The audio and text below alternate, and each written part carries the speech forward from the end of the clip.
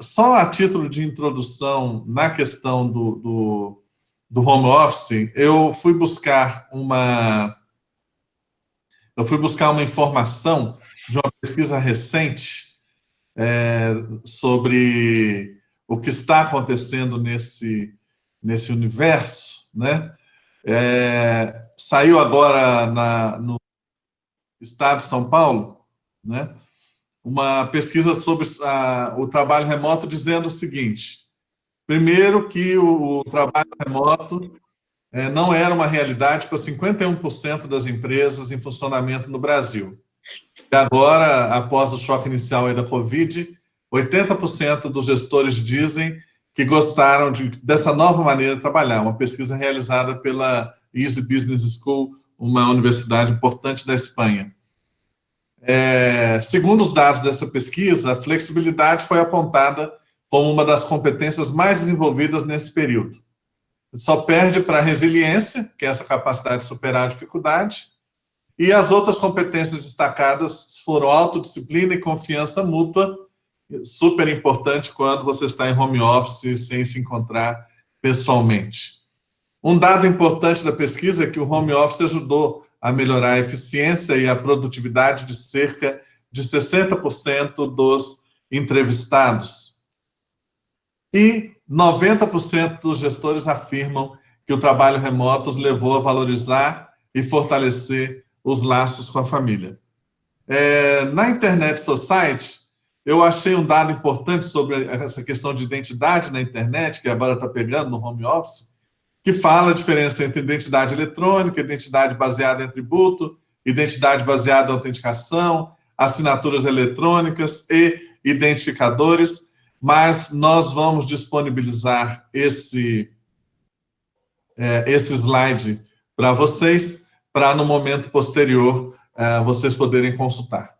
Então, feita essa introdução dessa novidade que todos nós estamos experimentando, que é o home office, e ao que tudo indica, no retorno, após o fim do período de distanciamento social, muitas empresas vão fazer essa opção pelo home office, seja parcial ou mesmo total, deixando até para os empregados poderem escolher.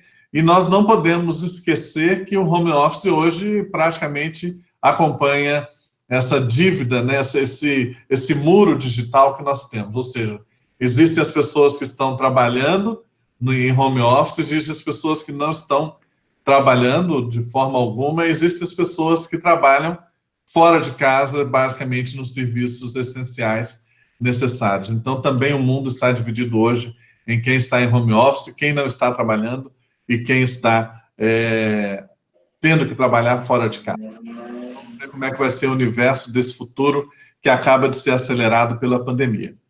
Então, feita essa introdução, eu quero passar, então, a palavra ao Daniel Diniz. Eu estou com algum problema aqui que eu só vejo a mim mesmo, mas acho que vocês estão vendo o Daniel. Confirmam isso? Eu acho que você está compartilhando a sua tela ainda. Estou compartilhando minha tela ainda? Eu acho que sim. Slide? Então tá. Estou vendo o Daniel aqui. O compartilhamento. Vamos lá, beleza. Estou vendo todo mundo aqui. Bom, vocês estão vendo minha tela? Está chegando. Isso. Bom, apareceu, né, pessoal? Tudo certinho? Estão conseguindo ver bacana, né? Obrigado. Bom, então boa noite. Muito obrigado pela presença de vocês. É um prazer estar junto com o time da Sucesso, né, comentando hoje sobre como a gente pode criar um ambiente zero trust, né, para enfrentar a Covid. O zero trust, ele é um ambiente confiança zero, né, onde eu vou detalhar um pouquinho o que é esse conceito e como a gente pode usar esse modelo para aplicar hoje no ambiente distribuído, né, onde as pessoas estão nas suas casas, muitas das vezes com seus próprios computadores, acessando os recursos da empresa, mas sem um detalhamento de segurança específico para esse tipo de acesso, para esse tipo de ambiente distribuído, né? Fiquem à vontade a formular perguntas no final, a gente vai responder aí com o maior prazer do mundo. Bom, primeiro, o mundo mudou, né, pessoal? A evolução do home office ele já vinha ao longo do tempo, né? tanto pelo dado que foi mostrado para a gente, que já 51% das empresas elas já estavam, né, trabalhando nesse segmento de home office, e com o Covid hoje, com a pandemia, ele acabou se acelerando, né, a média aí de 80% das empresas estão hoje nesse modelo. Então a gente vê hoje já o conceito do home office, o conceito de acessar todas as aplicações, todos os recursos disponíveis para os seus clientes, para os seus usuários, já aumentando a cada dia que se passa, né? A pandemia, ela acabou sendo ela tem um mal, né, específico voltado para a saúde, claro, pelas mortes, mas ela acabou para a área de tecnologia criando um mercado mais robusto, um mercado mais fortalecido, né? Porque as empresas começaram a ver a vantagem de você ter hoje os funcionários trabalhando em home office. Né? Como a gente viu, a lucratividade aumenta, a produtividade aumenta, né? A experiência do seu funcionário ela aumenta, porque às vezes ele deixa de trabalhar cansado, porque passa 1 hora dentro de um carro, 1 hora dentro do ônibus. Então, hoje, os benefícios eles são muito, muito grandes. Né? Então, quando isso tudo passar, que, se Deus quiser, será logo, né, a gente que trabalha com tecnologia, que trabalha com segurança, a gente não crê numa diminuição do processo de trabalho home office. Né? Pelo contrário, as empresas vão estar cada vez investindo, né, nesse novo modelo de trabalho, né, para poder enfrentar não só mudanças que podem surgir a cada momento, mas também pensando em lucratividade, pensando em melhoria do seu investimento, melhoria de qualidade de vida do seu funcionário. Né? Então, a Covid, ela acelerou isso, né? Ela tem aí um papel muito importante na aceleração desse ambiente do home office. E aí a gente precisa começar a olhar essa nova característica do seguinte cenário: eu tenho hoje que correr para criar disponibilidade para o meu funcionário estar em casa, estar protegido, mas também continuar sendo produtivo, mas eu tenho também que criar modelos que protejam que esse usuário, mesmo no ambiente não controlado, né, dentro de uma empresa, que ele esteja também protegido contra as ameaças virtuais que não param de surgir. Né? E pelo contrário, sempre quando a gente tem eventos mundiais, né, desse tipo, né, com a pandemia de hoje, as eleições americanas, por exemplo, Olimpíadas, Copa do Mundo, todos esses pontos são fatores que são usados para os atacantes conseguirem, de alguma forma, envolver o seu usuário final, né, com essa informação para poder atacá-lo. Né? E hoje a gente está vendo aí até em muitos telejornais, em muitas revistas especializadas, que o Covid está sendo o tema hoje principal usado pelos atacantes para poderem atacar aí as empresas. Né? Um ponto bem interessante que a gente tem aqui, até uma revista soltou essa semana, é o seguinte, que 2/3 dos brasileiros em home office não receberam treinamento de cibersegurança. Né? Então, a gente viu 2 ondas, né, quando a pandemia surgiu. Primeiro, a onda foi de você criar o recurso para o seu usuário trabalhar de casa. Né? Então, subindo VPNs, permitindo acesso a sistemas, colocando sistemas em nuvem. Né? E agora a gente tem a segunda onda, que é o quê? Manter o seu usuário protegido, mesmo ele no ambiente domiciliar. Né? A gente precisa ter em conta que o usuário, mesmo ele estando em casa, mesmo ele estando às vezes com o computador da empresa, ele também está correndo um sério risco. Então ele tem que ser protegido lá na ponta também. Né? Então isso é muito importante para as organizações, né, elas se protegerem e começarem agora a pensar em garantir que o seu usuário final, que o seu cliente, ele esteja também protegido. Né, no ambiente home office. Né? E aqui a gente já tem algumas dicas, né? Primeiro aqui, até para vocês pensarem, até para você começar a desenhar dentro da sua estratégia, como é que você pode facilitar e entregar um ambiente seguro e um ambiente sempre disponível. Né? Primeiro é facilitar para os usuários, então você precisa ter ferramentas que permitam que ele acesse a sua pasta de trabalho, o seu sistema que ele precisa trabalhar de forma bem simples, né? Então, isso é a primeira coisa, porque o usuário às vezes não está acostumado a fazer isso em casa. Geralmente ele chega na empresa, liga o computador dele, já tem um ícone, por exemplo, lá onde ele tem que clicar e poder logar, né? Então, você precisa também criar esse modelo para dentro da casa dele, para dentro do dispositivo que ele está utilizando, né? O segundo ponto é certificar que todos os dispositivos e sistemas estão protegidos, né? Isso é muito importante.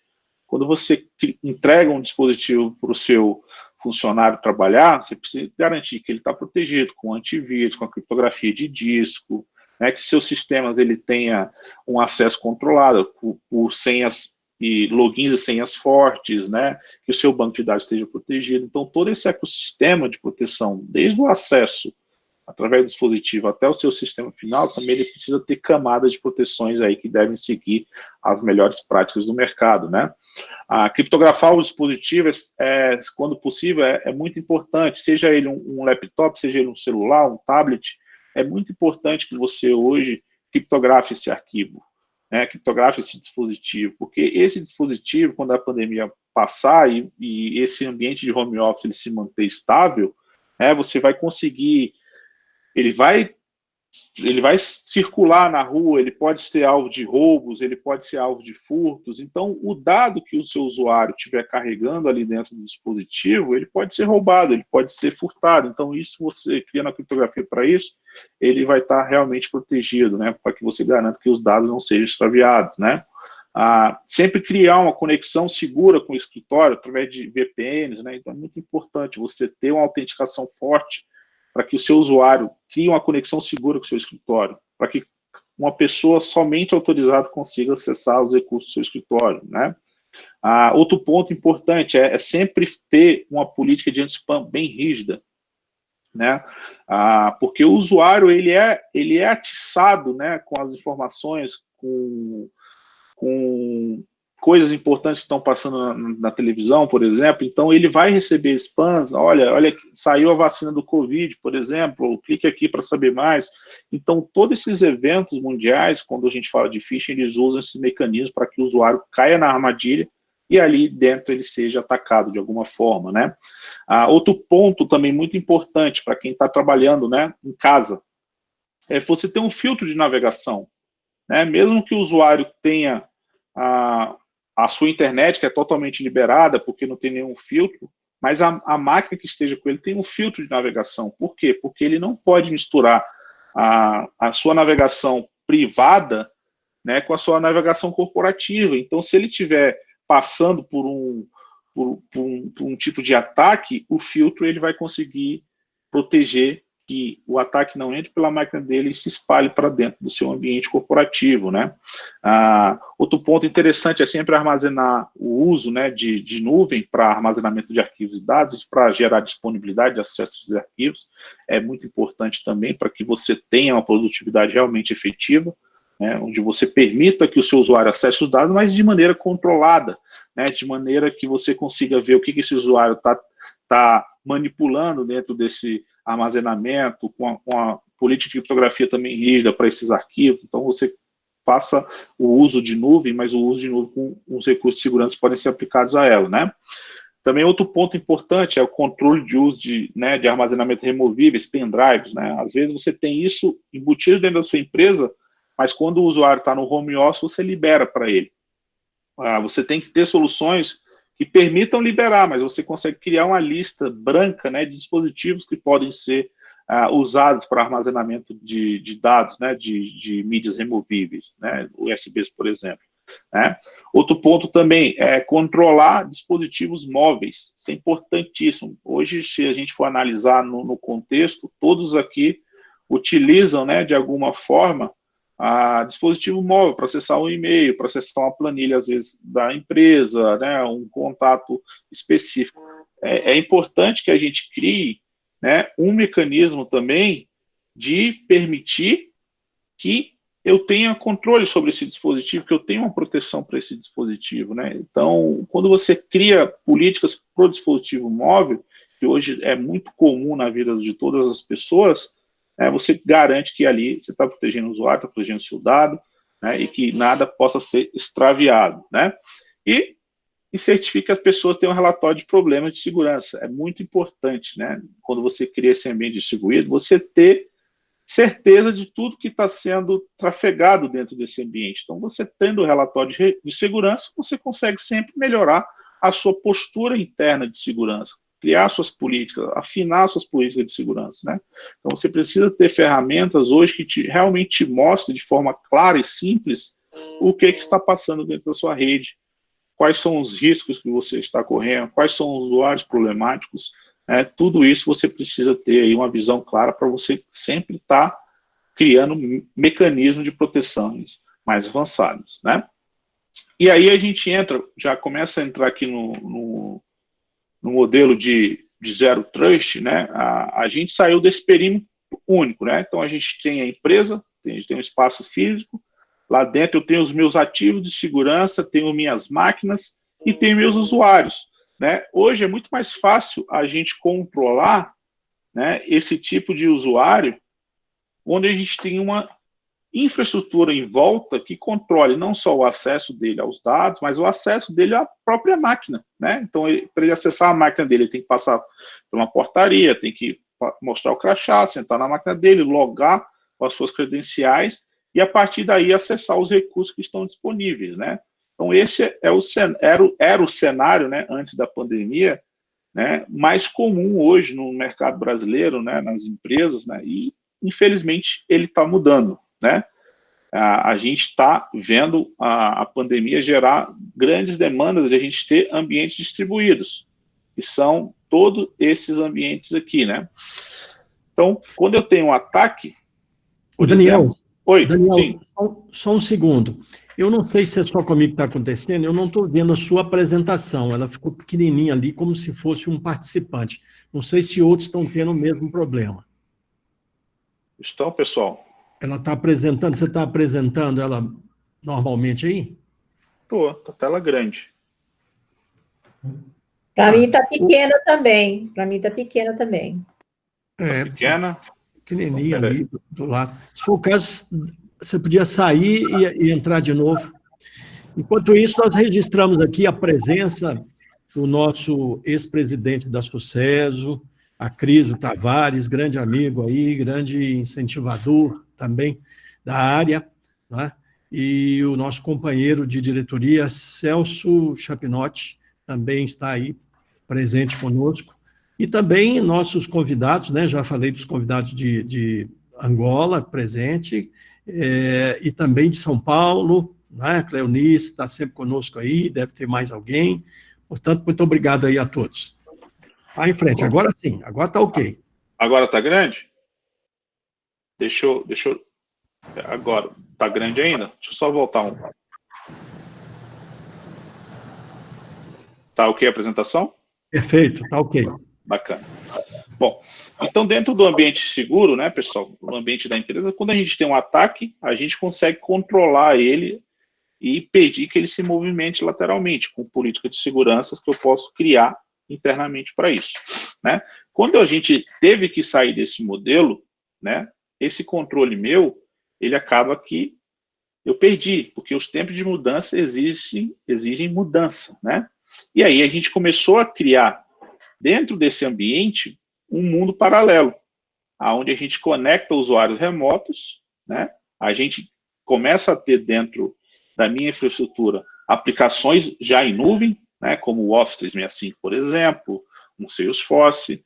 Eu já começo a fazer o uso de nuvens públicas, né? Como a AWS, por exemplo, como a Azure, e por aí vai. Quando eu tenho um perímetro fora, eu preciso também criar políticas de proteção para o meu ambiente fora, né? Por quê?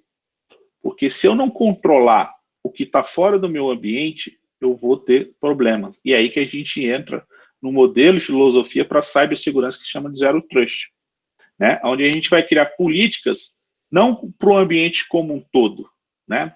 Para a empresa como um todo, mas criar camadas de proteção que vão focar o usuário, os dispositivos, as redes, as aplicações, as cargas de trabalho realizadas pelas essas aplicações e os dados, né? A gente começa a criar segmentação para cada item desse, né? Então, isso cria um modelo de confiança zero, né? Uma filosofia que a gente chama de confiança zero.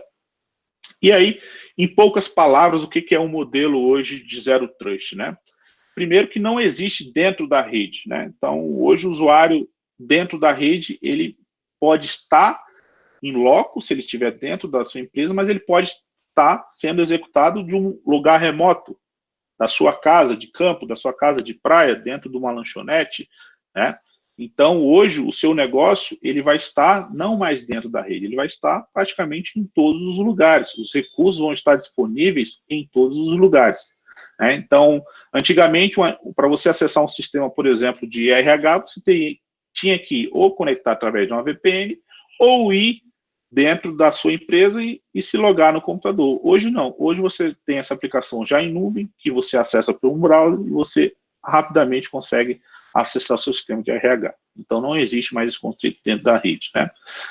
O segundo ponto, que é o mais importante, né, não confie em nada, verifique tudo, né?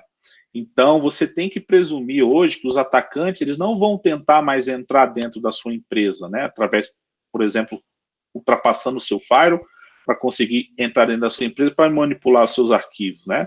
Eles começam a realizar ataques em qualquer ativo que esteja disponível, seja ele uma máquina de usuário em casa, um banco de dados que esteja instanciado no Amazon da vida, por exemplo, né? Então, para você não confiar em nada, você primeiro tem que identificar os seus usuários, controlar os acessos deles, analisar tudo que ele faz e criar políticas que assegurem que todo acesso dele, toda a manipulação dele de um dado, de uma carga de trabalho, seja realmente protegida por ferramentas que assegurem isso, né? Outro ponto também, quando você cria um modelo desse de confiança zero, é que a sua segurança ela tem que se adaptar em tempo real, né? Então, hoje, você não tem mais aquela visão de políticas estáticas de segurança. Ela precisa se adaptar e ela deve mudar automaticamente de acordo com o ataque, né? Então, você tem que criar o quê? Um mecanismo de correlação de informações que recebam dados de todos os lados e se identificar dados maliciosos, ataques maliciosos, automaticamente as suas políticas reagem a isso e criem defesas automaticamente. Então, hoje a gente tem um avanço muito grande, né, de tipos de ataque, de variantes de malwares, variantes de explorações de vulnerabilidades, por exemplo, e se a gente tiver políticas estáticas de acesso que não se adaptem a isso, eu vou estar seriamente desprotegido, né? Então, esses são os 3 pontos aí que a gente aborda, né? E aí, os princípios, né, do Zero Trust, né? Primeiro, não confie em nada, sempre vocês vão ouvir isso. Zero Trust, não confie em nada, verifique tudo. Esse é o princípio dele, né? Acesso seguro a todos os dados e recursos dos usuários, por exemplo. Hoje você pode fazer isso, tanto pela autenticação do usuário, um AD com políticas de senha fortes, né? O que são as senhas fortes? Senhas com caracteres, né, especiais, com um número mínimo de letras e números, né? Isso você começa a criar já mecanismo de acesso forte. Então, a senha não pode ser quebrada facilmente. Outro ponto que você pode agregar para que controlar o usuário, identificar ele de maneira certa, é criar mecanismos de múltiplo fator de autenticação. O que é o múltiplo fator de autenticação? O usuário, ele loga com a senha dele inicial de rede e ele tem um token, como se fosse aquele token de banco, né? Você tem lá os números, você olha no outro aplicativo e você insere aqueles números, você consegue fazer uma autenticação múltipla aí, né? Então, isso é um bom uso que vocês podem hoje aplicar dentro do ambiente de segurança de vocês, né? Controlar sempre, né? Também é o segundo ponto. Então, você pode adotar um modelo, né, para impor um controle de acesso e segmentar os fluxos de trabalho. Então, você precisa controlar o que o usuário faça. Se o usuário, por exemplo, vai acessar só um servidor de arquivo, você só permite que aquele usuário acesse o servidor de arquivo. Você não entregue para ele, por exemplo, um acesso àquele servidor de arquivos e outros demais. Porque a partir do momento que ele tem esse acesso permitido e ele, por acaso, possa ter sido atacado, você não está comprometendo só um servidor, você pode estar comprometendo um grupo muito maior de servidores. Então, o controle tem que ser muito rígido, né? Então, ponta a ponta. Então, o que você vai usar? Eu vou usar um servidor de arquivo, vou usar um servidor de aplicação e vou usar um banco de dados. Tudo bem. Então, o seu controle de acesso vai se dar somente para esses 3 ativos que você deseja. Simples assim. Então, com isso, você já consegue evitar, por exemplo, um movimento lateral dentro do seu ambiente, né, que possa causar um impacto maior. Né? E sempre analise, né? Inspecione e, se puder, grave toda a atividade e análise, e faça análise regularmente do que o seu usuário está fazendo.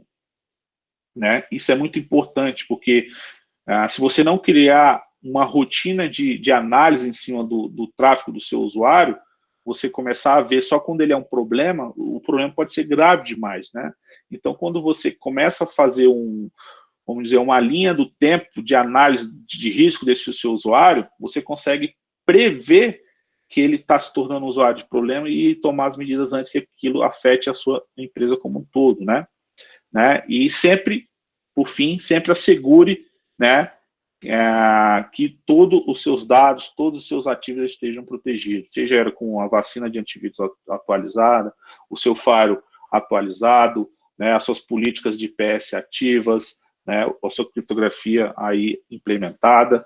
Tudo isso são mecanismos para você assegurar, né, que tudo que você dispõe hoje, disponibiliza para o seu usuário nesse ambiente home office, ele esteja realmente protegido, tá? Aqui, falando um pouquinho da microsegmentação, né? Quando a gente tem um ambiente local dentro da empresa, a gente cria uma segmentação baseada em rede, né? Então, eu tenho segmentações de rede, e aí eu crio minhas políticas de acesso a elas, né? Como se fosse um firewall segmentando isso. LAN para DMZ, LAN para WAN, LAN para internet, né? Então, quando a gente vai para o modelo de Zero Trust e o modelo hoje de ambiente distribuído, como a gente está vivendo na era do home office, a gente cria a microsegmentação para aqueles itens que eu falei, que é o usuário, os dispositivos, aplicações, os dados e minha rede como um todo. Então, para cada ponto desse, a gente começa a trabalhar para criar políticas de acesso, de proteção e também com auxílio de ferramentas, implementações de soluções robustas de proteção, né? Então, quando eu falo de usuário, por exemplo, né, eu crio uma política para ele de acesso com multifator de autenticação, né? Para dispositivo, eu crio para ele as VPNs, eu crio para ele um antivírus, um controle de navegação web. Então, eu vou criando camadas e camadas de acordo com cada segmento hoje que eu posso ter dentro do meu ambiente, né? Com isso, pessoal, aqui já é comprovado, quando eu crio esse modelo Zero Trust hoje, eu começo a ter o quê? Grandes benefícios, né? O primeiro, maior visibilidade da rede como um todo, seja ela local ou distribuída, como a gente está vivendo. Quando eu começo a controlar, visualizar tudo, eu tenho um mapa realmente detalhado de tudo que está acontecendo dentro do meu ambiente, né? Começa a parar roubos de credenciais, eu começo a dificultar os ataques, evitar violações de dados, minimizar a exposição do sistema, onde o sistema pode ser atacado, reduzir o poder do roubo de identidade, né, reduzir o atrito com o usuário, né, e melhorar a experiência dele do uso, né, identificar rapidamente as ameaças e violações, né. E em laranja é os pontos que a gente foca, os mais centrais. Primeiro, controle de migração do local para a nuvem, né. Então, hoje a gente está vivendo isso na prática, né? A gente está saindo do local, saindo das empresas e indo para a nuvem, né? Você imagina, a nuvem não é só uma Amazon, uma AWS. Estou criando uma nuvem de infraestrutura onde cada usuário na sua casa está consumindo um recurso. Então, estou criando uma nuvem distribuída de acesso aos meus recursos, né? Isso você precisa ter um controle muito específico, né? O outro ponto, segurança mesmo quando você não possui a infraestrutura. O que é isso? O usuário está na casa dele, ele não tem uma infraestrutura de um firewall, ele não tem uma infraestrutura de um IPS, ele não tem uma infraestrutura, às vezes, de um controle de acesso à máquina, né? O filho dele pode ir lá na máquina dele, por exemplo, e navegar na internet, né? Então, esse controle eu não tenho mais. Mas quando eu aplico, né, soluções e ferramentas dentro desse acesso, daquele terminal, realmente aí eu consigo ter a segurança para ele, né? Terceiro ponto, usuários remotos de escritório são tratados da mesma forma, né? Não é porque o usuário está na casa dele, porque ele possa ter, por exemplo, uma facilidade de navegação livre. Ele possa acessar site malicioso, ele possa acessar site pornográfico, por exemplo. Não, eu imponho para ele políticas também como se ele estivesse dentro da minha empresa. Então, eu começo a controlar o comportamento daquele usuário, independente se ele está dentro ou fora da minha empresa, né? Isso é importante a gente levar para ele, né? E quando eu faço isso, a gente tem aqui na minha visão de segurança, eu trabalho na empresa de cibersegurança, é limitar o movimento lateral e malware se espalhando, né? Eu não tenho uma porta de entrada, né, onde eu não controlo. E isso é um grande problema. Quando eu crio um ambiente onde o usuário está remotamente e eu não tenho um controle na máquina dele, por exemplo, ele espeta pendrive, ele acessa site malicioso, ele clica em e-mail de phishing. Aquilo pode ser uma porta de entrada de malware que ele pode fazer um movimento lateral para dentro da minha empresa. Então, eu não controlo e não enxergo. Quando eu crio esse modelo de Zero Trust, confiança zero, eu inibo que isso aconteça dentro do meu ambiente, né? Então, isso é muito importante, tá? E aqui são os passos para a gente mover hoje, né, as infraestruturas existentes para o modelo Zero Trust. Vou tomar uma água aqui. Primeiro, hoje você tem que parar e definir a sua superfície, né, identificar os recursos. O que é a superfície? É tudo que pode ser atacado, né? Então, são suas máquinas que estão distribuídas nas casas dos funcionários, são seus bancos de dados, por exemplo, que estão instanciados no Amazon da vida, são sua aplicação do Office 365 que está na internet, né? São suas VPNs, tudo que hoje é um mecanismo de acesso, né? Você precisa mapear, né? Para você enxergar isso e identificar quais são os recursos que estão sendo utilizados e começar depois a ir para o segundo ponto, né? Que a gente vai começar o quê? Eu tenho o mapa visual de tudo que eu tenho de recurso espalhado. Agora eu vou para o segundo ponto, eu vou mapear os acessos e quais são os usuários privilegiados de usarem esses recursos, né? Quais são os usuários que têm acesso ao meu banco de dados? Qual é o usuário que tem acesso, por exemplo, às minhas aplicações de vendas, a minha aplicação de RH? Eu começo a ter um detalhamento de todos esses usuários e quais são os acessos que eles possuem. Segundo ponto, a gente já entra na parte de arquitetura, né? Então, eu vou começar, já mapeei minha superfície, mapeei meus recursos, os meus usuários, eu vou começar a criar uma rede Zero Trust. Eu vou começar a criar políticas de confiança zero para cada um desses ativos. Então, eu vou criar uma política de acesso, eu vou criar uma política sobre os recursos, sobre os usuários, sobre as aplicações, né? Eu começo a ter a criação da minha política para cada um desses ativos, desses recursos, né? E depois que eu fiz isso, eu vou começar a monitorar e manter cada perímetro que foi aplicado nesse recurso protegido, né? Criando políticas novas, criando políticas dinâmicas, criando políticas atualizadas, de acordo com a mudança de comportamento que eu vou enfrentando ao longo do tempo, né? Então, isso é muito importante. Então, basicamente, esses são os passos aqui para a gente começar um movimento, né, do ambiente Zero Trust, né, com esses simples passos aqui, né? E aqui são basicamente os perímetros, né? Como que a gente hoje trata isso, né? Primeiro a gente começa a ter usuários padrões, né? Então eu tenho um mapeamento dos usuários, tenho um mapeamento dos dispositivos, e depois eu começo a mapear o que é um acesso privilegiado meu. O que um administrador, por exemplo, ele consegue acessar, né, dentro do meu ambiente? Se você for analisar, hoje o administrador de rede seu, ele consegue acessar qualquer um do seu recurso disponível, do seu dado disponível. Isso a gente precisa fazer um mapeamento de risco, criar proteções, para que ele possa acessar o recurso, mas de maneira controlada, onde eu tenho visibilidade do que ele está fazendo. Isso não só para pessoas, só para administradores, mas também para aplicações. Por exemplo, se eu tenho uma aplicação que acessa um banco de dados meu, eu tenho que saber o que essa aplicação consome dentro do meu banco de dados. Eu tenho que garantir o que essa aplicação leia, ela seja somente os dados que foram confiáveis a ela, né? Então, aqui é basicamente um modelo de perímetros que a gente pode criar aí dentro do modelo Zero Trust, né?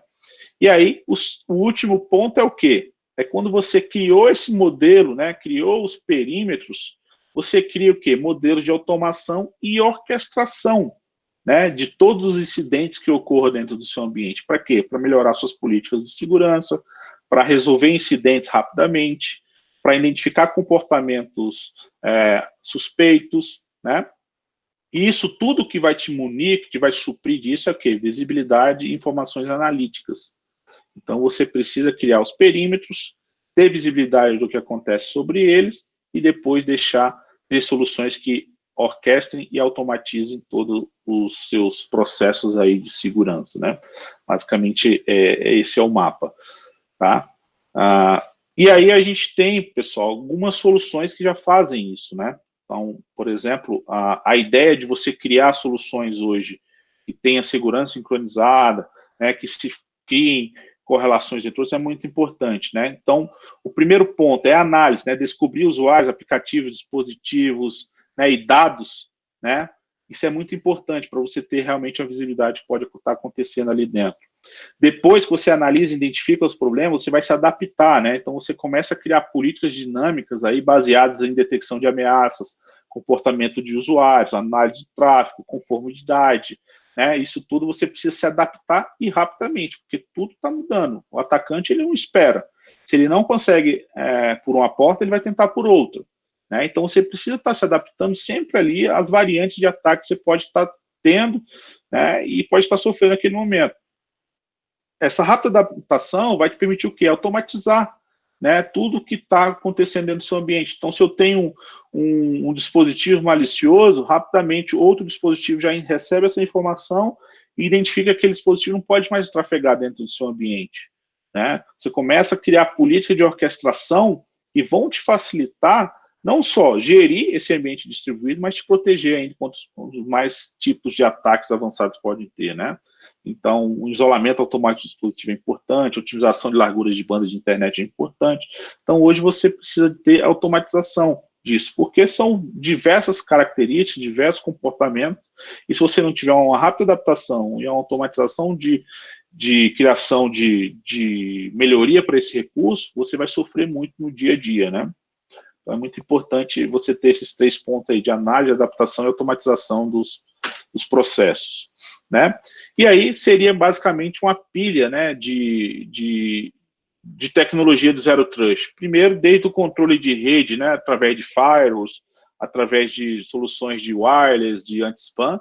Então, é importante você ter realmente um controle ali bem específico, né, sobre tudo que passa dentro da sua rede, né? Então, criar políticas de acesso, políticas de controle de usuários, de anti-spam, políticas de IPS, muito importante você ter isso, né? Controlar as cargas de trabalho, então ter realmente a visibilidade de tudo que está acontecendo dentro das cargas de trabalho, verificar se tudo que está sendo consumido está sendo consumido com o recurso certo, com o recurso realmente desejável, que está entregando uma disponibilidade para isso, né? Terceiro ponto é criar uma política para dispositivos, então seja ela com antivírus, seja ela com a proteção para dispositivo móvel, onde você consiga controlar o dado sigiloso da empresa, o dado corporativo, né, proteções para seus servidores. O quarto ponto é a gente trabalhar nos dados, então criar política de criptografia para os seus dados é muito importante, então você ter, seja ela uma política de criptografia de disco, seja ela uma política de criptografia de arquivos, de pastas, é importante você ter, porque o seu dado hoje ele vai estar sempre em movimento.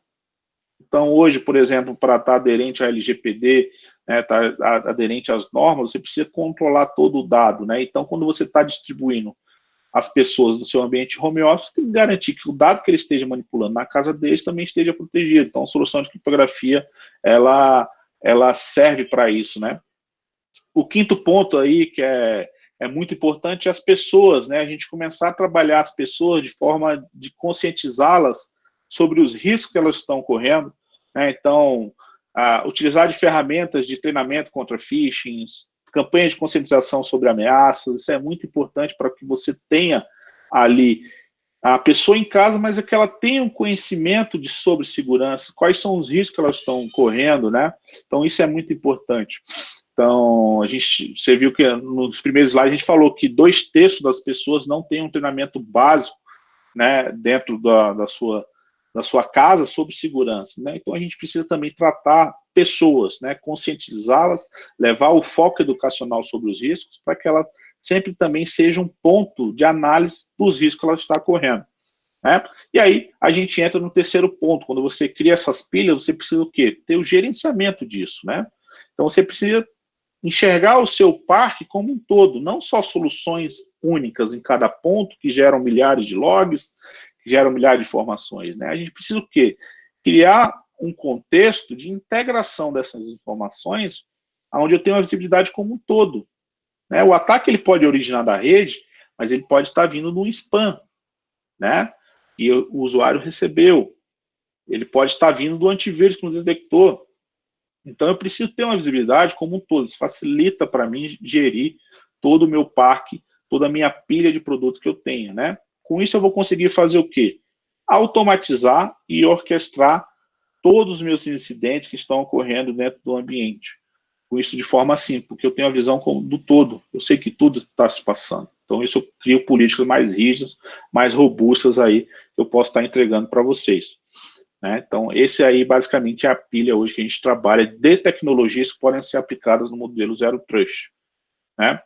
Bom, então aqui para finalizar, pessoal, voltando de novo em palavras, né? Não há dentro da rede mais, hoje a gente está vivendo isso, né? A gente sabe que o ambiente está distribuído, então o usuário não está mais no local de trabalho dele, ele está na casa dele, então a rede está espalhada, é uma rede distribuída, né? Então a gente precisa realmente imaginar esse contexto como um todo, né? Não confie em nada, verifique tudo, esse é o ponto mais importante, sempre valide, né, todo o acesso do seu usuário, o que ele está fazendo, verifique comportamento, verifique os logs, verifique acesso de navegação, verifique se ele está com antivírus ativo, se ele está com antivírus atualizado, se o seu firewall está atualizado, se ele está acessando somente os servidores que ele tem acesso, né?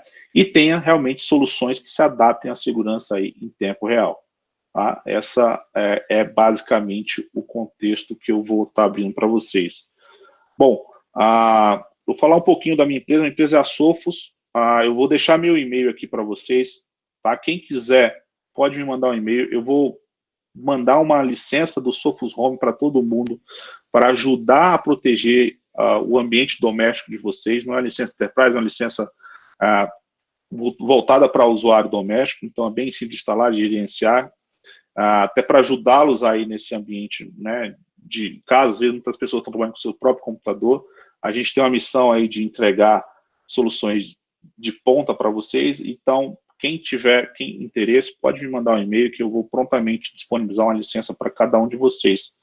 Agora a gente pode abrir para dúvidas, perguntas, fiquem à disposição, pessoal. Vou deixar de compartilhar aqui para ver a tela de vocês as perguntas, ok?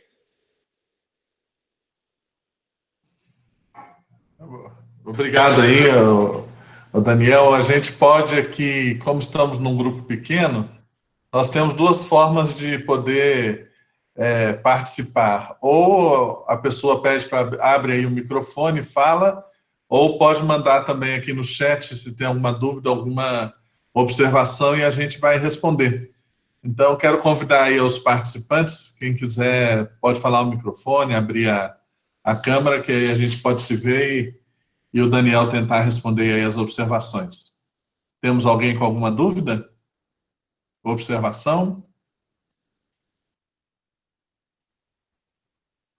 Vocês me ouvem? Ouvamos. Não, ouvimos. Ouvimos, ouviremos. Eu queria fazer uma observação. Primeiro, Daniel, muito boa a exposição, né? Como nós falamos, essa temática ela é de extrema importância nesse momento, né? Para que as pessoas não sejam apanhadas desprevenidas.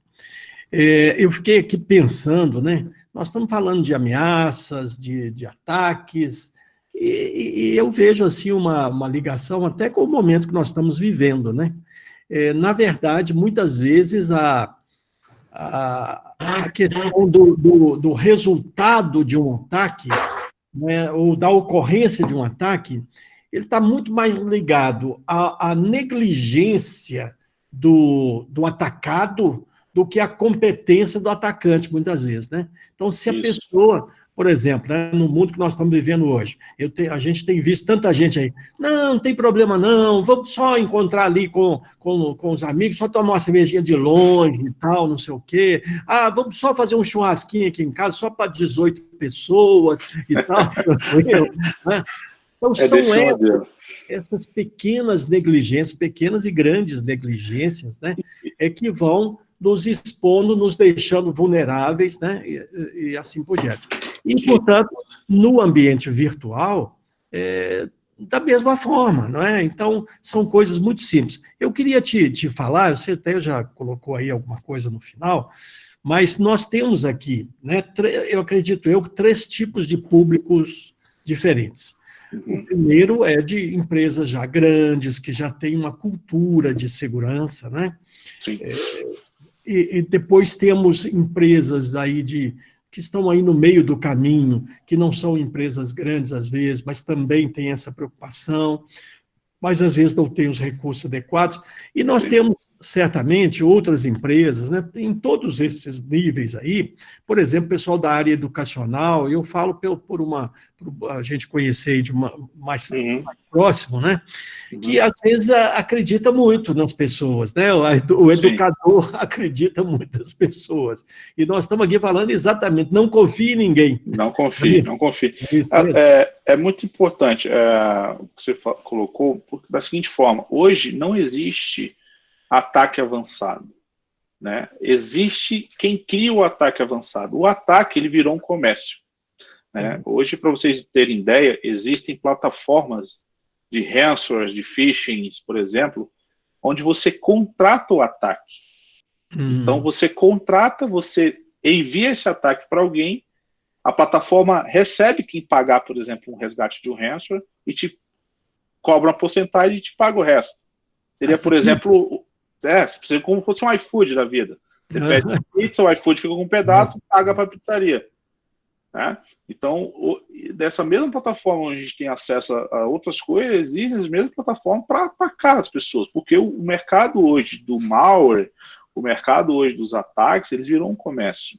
Ele quer atingir as pessoas, ele quer sequestrar os dados para realmente tirar dinheiro de você. Né? Antigamente, os atacantes entravam dentro das empresas, faziam bagunça, pagavam um servidor de banco de dados, ele não se fazia de nenhuma informação daquilo. Ele queria, às vezes, atrapalhar o negócio. Né? Quase que diversão, né? Quase uma diversão. Hoje, é igual você roubava laranja, por exemplo, da casa do vizinho. Você subia lá no muro, pegava a laranja e saía fora. Né? Então, hoje era uma bagunça. Hoje não, hoje virou um mercado. Né? E se a gente não ter políticas, se a gente não ter realmente conscientização do risco que a gente está correndo, a gente sofre muito com isso. Né? O ransomware ainda, por exemplo, é um dos maiores ataques que os maiores CIOs do mundo inteiro têm preocupação, né? Porque ele sabe que virou um negócio. Né? E quando vira um negócio... Quem não é exatamente do ramo, o ransom. O ransom, ele funciona da seguinte forma: ele é um malware que ele busca criptografar os arquivos do seu computador. Então, ele instala um agente, um exploit dentro da máquina.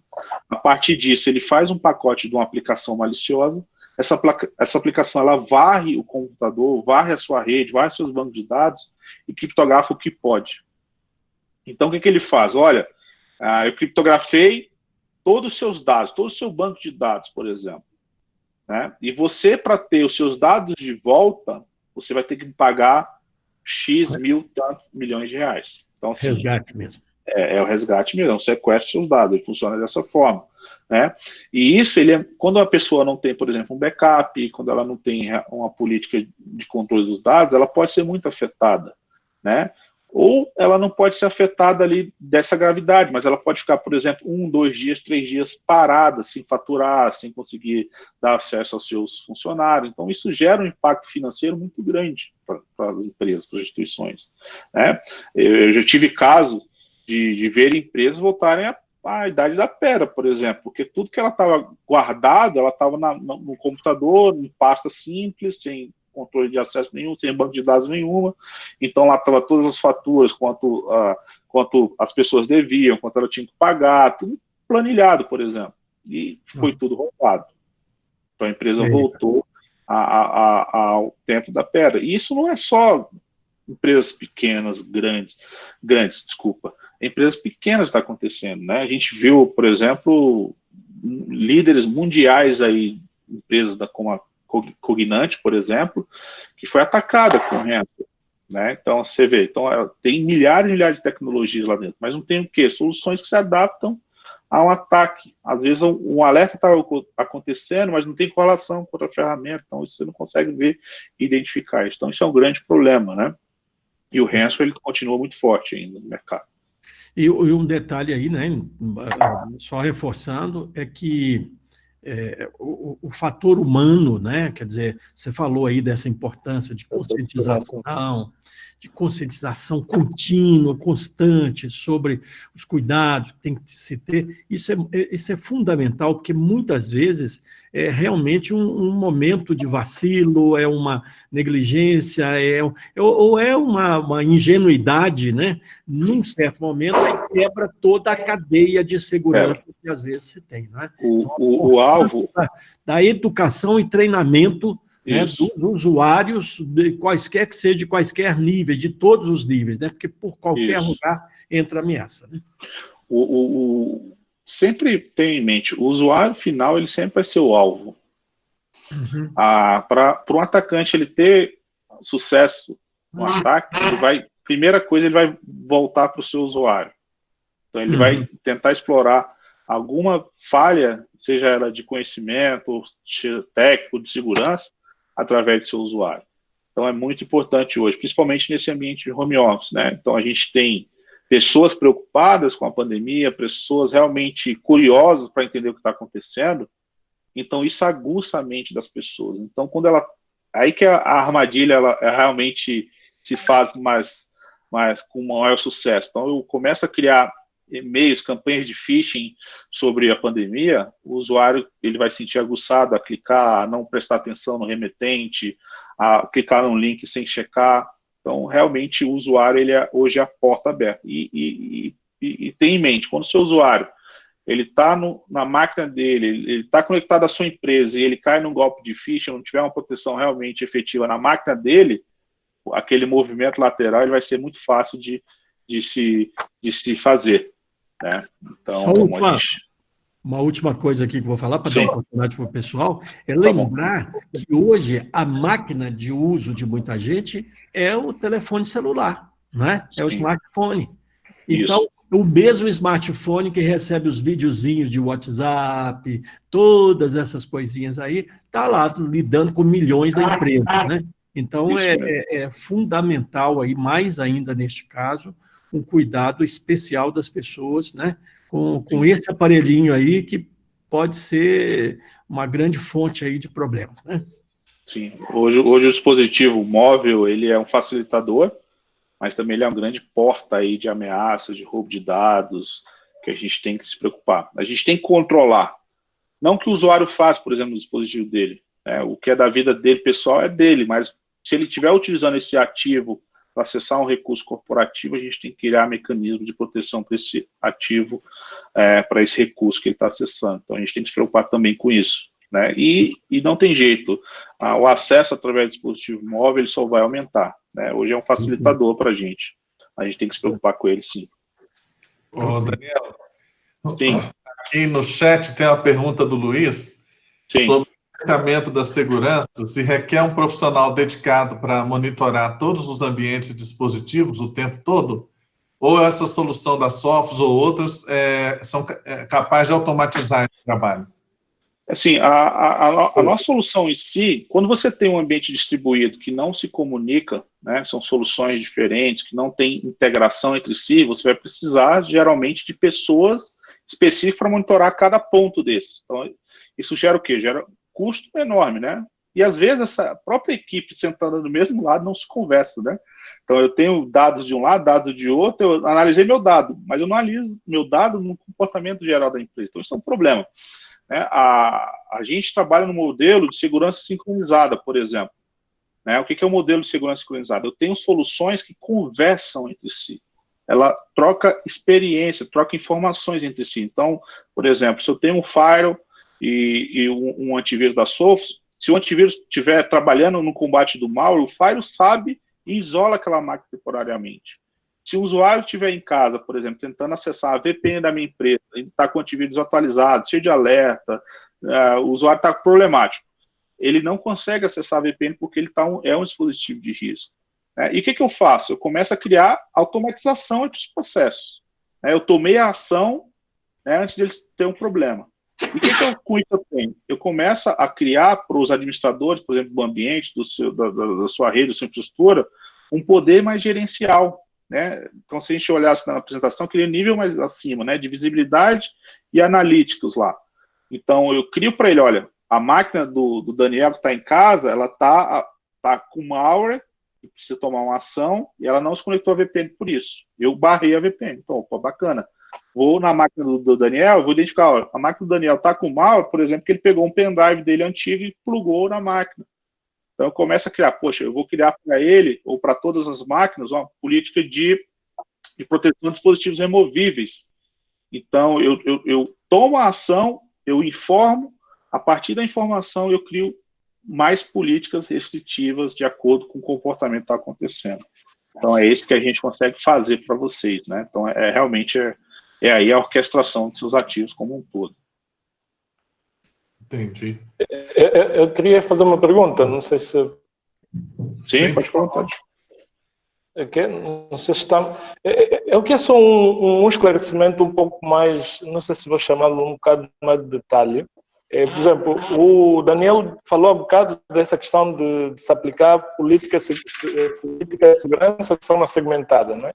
Portanto, uma das coisas que se sabe também é que, à medida que eu vou segmentando a rede, portanto, vou distribuindo os recursos e isto, por exemplo, pode ter implicações nos privilégios. Quer dizer, há recursos para um determinado privilégio, se calhar mais privilégio, exige privilégio mais elevado do que alguns outros recursos.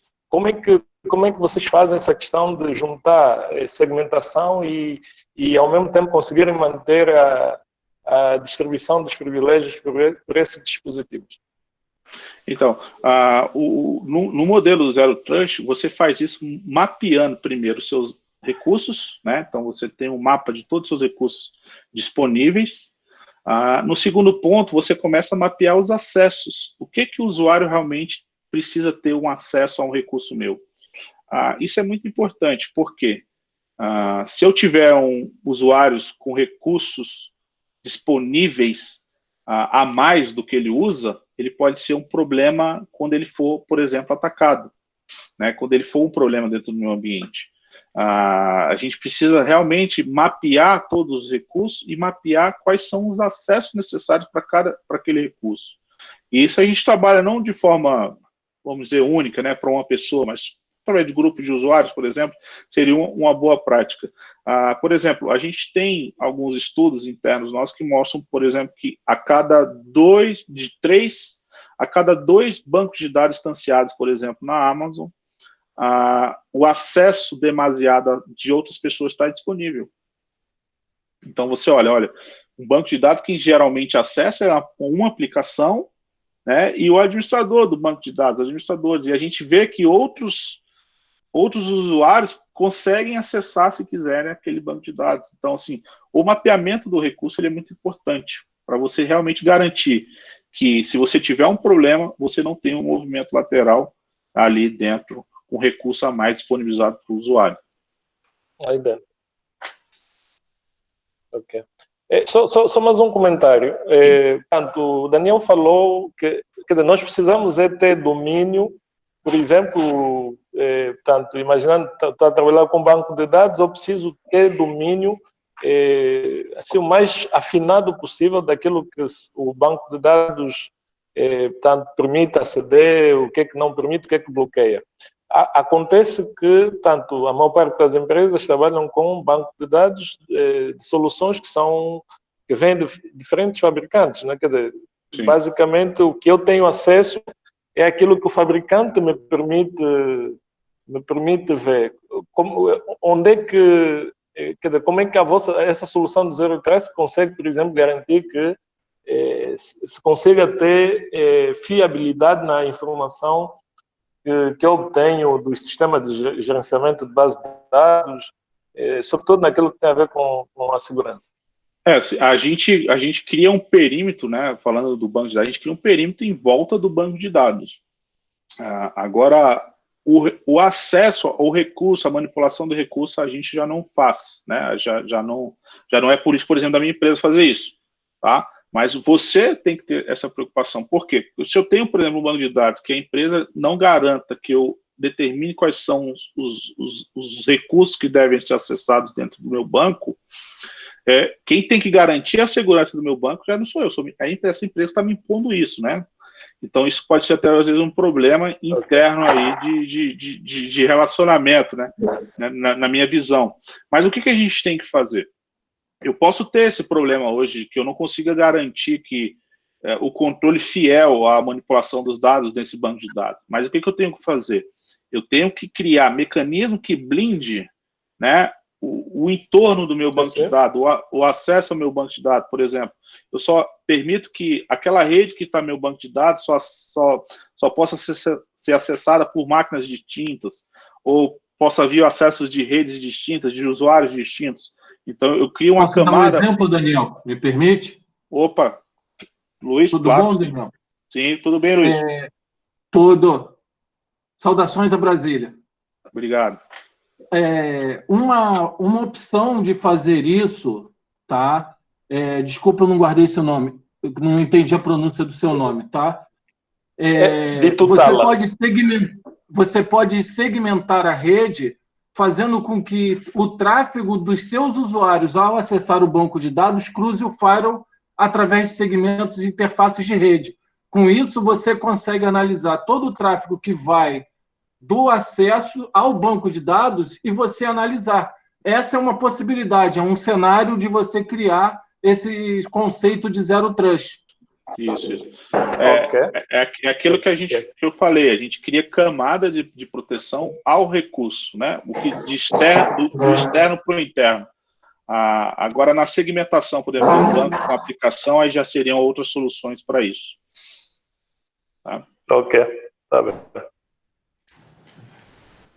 Bom, Daniel, nós tínhamos agendado de irmos até às 20 horas. Você poderia trazer alguma palavra final, alguma orientação, dica? Bom, pessoal, queria agradecer o tempo de vocês. Espero que tenha sido proveitosa o que a gente conversou sobre o conceito de Zero Trust. Sintam-se à vontade a me mandar e-mails se quiser conversar um pouco mais. Eu estou sempre apto a debater. Queria agradecer ao time da Sucesso pela oportunidade, muito bacana a iniciativa da gente sempre levar conhecimento, né, para os nossos amigos, é importante isso. E sempre tenha em mente, pessoal, sempre desconfie de tudo que esteja passando pela sua rede. É muito importante a gente ter um olhar crítico para todo tipo de acesso, todo tipo de privilégio que alguém possa ter dentro do seu ambiente corporativo, né? A gente não precisa ser inquisitivo nisso, a gente precisa ser só controlador, mas com controle realmente voltado para a segurança, para a saúde, tanto das empresas, das pessoas. Quando a gente tem uma perca de dados, ela é muito grave, ela é muito desastrosa, né? Quando a gente é atacado, isso é muito caro, é muito ruim. Então, tenha realmente a visão que a gente precisa conscientizar o usuário, a gente precisa analisar, a gente precisa se adaptar muito rapidamente às mudanças e precisa estar pronto aí para dar respostas imediatas aí para qualquer tipo de problema que a gente possa estar passando. Queria agradecer a atenção de todos, muito obrigado e até a próxima. Tá ótimo. Obrigado, Daniel. Nós agradecemos a você aí por essa apresentação, essa síntese. Talvez seja reflexo da complexidade do momento que nós estamos vivendo, né? A pesquisa que trata de home office coloca a confiança como algo fundamental para o trabalho à distância. E para nós estabelecermos essa confiança no trabalho, nós temos que ter nenhuma confiança para criar os controles dos nossos dados e dos nossos acessos. Realmente são tempos de alta complexidade. Não sei se o professor Lúcio gostaria de dar uma palavra final? Sim, eu gostaria, sim. Primeiro, agradecer aí, professor Luciano, né, pela condução do trabalho. Gostaria de agradecer ao Daniel, né, pelos ótimos esclarecimentos que nos deu. Agradecer aos nossos amigos participantes aqui de Belo Horizonte, de São Paulo, de Angola, de Brasília, né? A gente fica feliz aí de que as nossas iniciativas estejam atingindo pessoas aí, né, num espectro mais amplo do país. eu quero finalmente agradecer novamente aos patrocinadores da Sucesso Minas, a NetService, a Sonda, a Esquadra e a Tripla, e os nossos apoios institucionais dados pelo Google, IQI Network e Mediaria.com. E fiquem atentos aí que muito em breve teremos mais um Sucesso Saber de muito sucesso. Agradeço a todos e desejo a todos uma ótima noite. Muito obrigado. Boa noite a todos. Boa noite. Isso vai estar no nosso canal de YouTube da Sucesso. Divulgue para outras pessoas. Obrigado pela participação. Boa noite. Obrigado. Boa noite, pessoal. Boa noite. Boa noite.